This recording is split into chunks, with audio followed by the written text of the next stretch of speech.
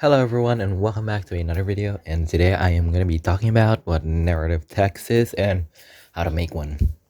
So from what I've learned, narrative text is a form of text that um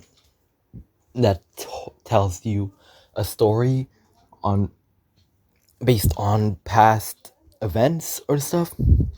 It's it's somewhat similar to recount text, but narrative text usually takes the form of a story, if you know what I'm saying. So basically, narrative text is like someone telling a story to um other people or mass of people. It's basically just telling a story. So that's pretty much what narrative text is. Basically a text with basically a text that tells you a story.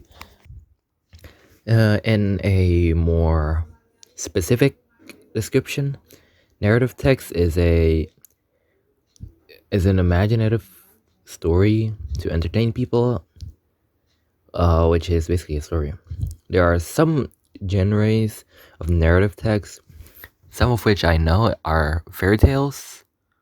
It's like in Indonesian it's called dongeng or cerita anak-anak. It's basically stories for kids, like something like Rapunzel or like Snow White and other princess stories like that. There are also legends. Legends are legends are this mythical story that tells you about how something was created. Like let's say Lake Toba. Lake Toba was actually a result of a volcano that erupted around 70,000 years ago, which led to this massive crater, and by the millennia it got filled with rainwater. But in the past, people know it because like there's this dude uh, who caught a fish, and then the fish turned into the woman, and then he got a son named Toba, and then one day the dude called Toba a son of a fish. Yeah, I think. uh and that basically broke the promise between him and the fish wife, where um he is not to tell his son that he is a son of a fish. So yeah, and then a curse like laid upon the area around the dude, and it got sunk into and then it got filled with water for some reason. There's also folklore. Folklore is like a story that's been passed from generations. It's some sort of legend, but it's more of a what's it called? It's more of a tradition. Yeah, that's how you. It's some sort of tradition, but in a form of a story. Like it's basically some sort of legend, but it usually tells you um about moral values and how a certain phenomena occurred, like how the solar eclipse happened. Like we all know that solar eclipse happen when the sun, moon, and earth are in a linear position where the moon is gonna block the sun. But in the past, people thought solar eclipse are like a giant or a dragon eating the moon. So people people need to like go undercover or like pat the gong, I guess. It's yeah, I think it's a gong or it's a drum. Like they need to like play the thing, so the the giant or the dragon will go away. And the go away part is basically the moon just moving. So yeah, that's basically what a folklore is. There's also a myth. A myth is some sort of um it's some sort of story that involves supernatural beings, I guess. It's basically like a legend, but myths um aren't as popular as legends. They're only popular in the natives of a certain place. Like let's say there's a myth about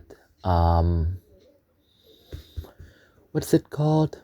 Oh yeah, there's a myth about a giant like fighting a dragon, whereas the giant supposed to be good, and then he is used by the gods.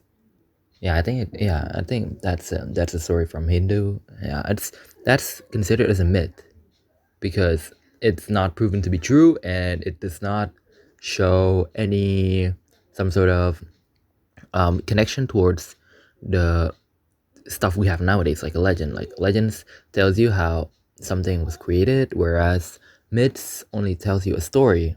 It's some sort of fairy tale, but for adults, I guess. There's also fable. Fables are animal stories based, like Beauty and the Beast, I guess, or like Kanchil. If you don't know what Kanchil is, he's basically like was it mouse deer? I think Kanchil is a mouse deer. Yeah, it tells about how smart the mouse deer is, how to solve problems.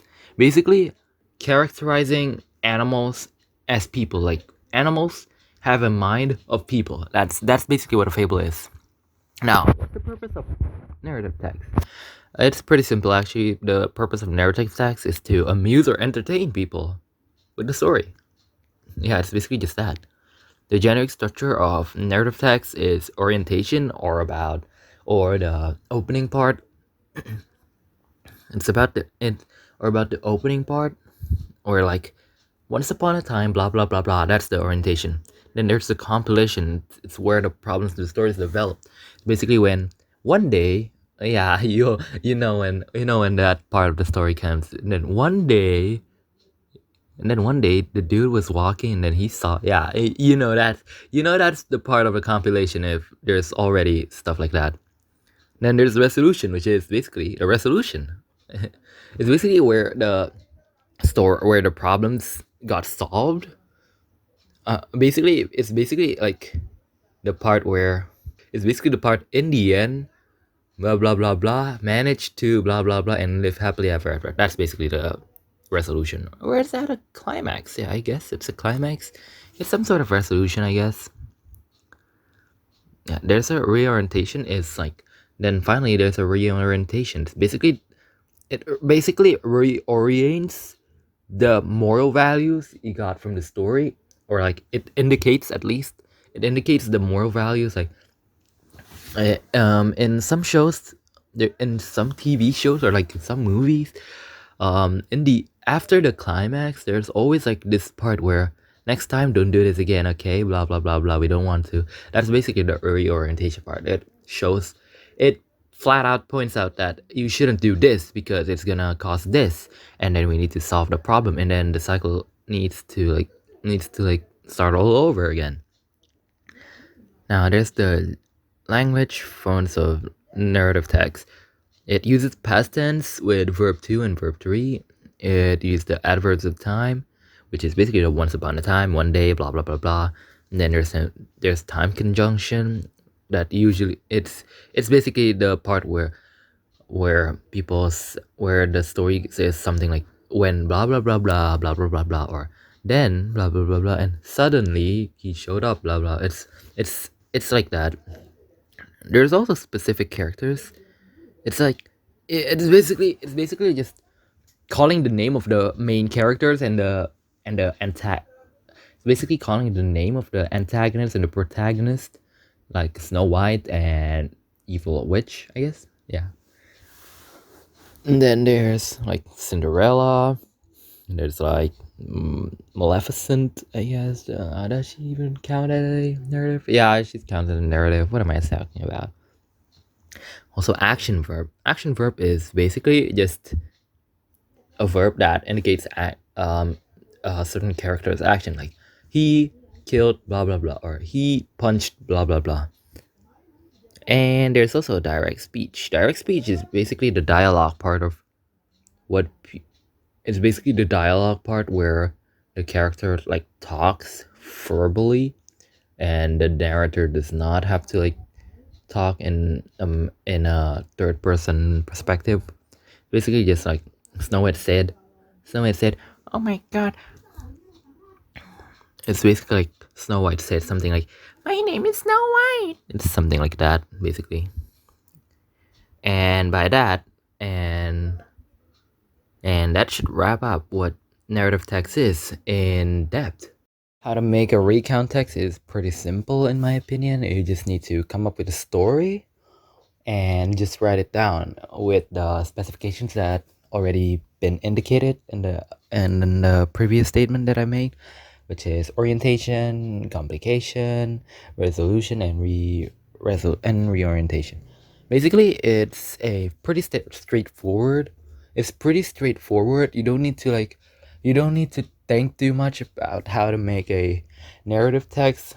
Just just make something that's pretty similar to what we have currently, and overall just make something that you can easily read and people can easily understand, because you're trying to entertain someone with your story.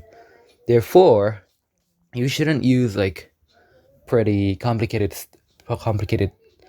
complicated words like complicated words like in Chinese lecture, or like some legend, some historical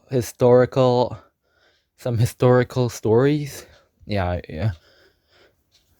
So in this video, we learned about what narrative text is in general, what the definition is, and the some examples of narrative text and the language values of narrative text. Thank you so much for watching this video. Hope you all learned at least something from this video. Thank you for watching, and I'll see you all later.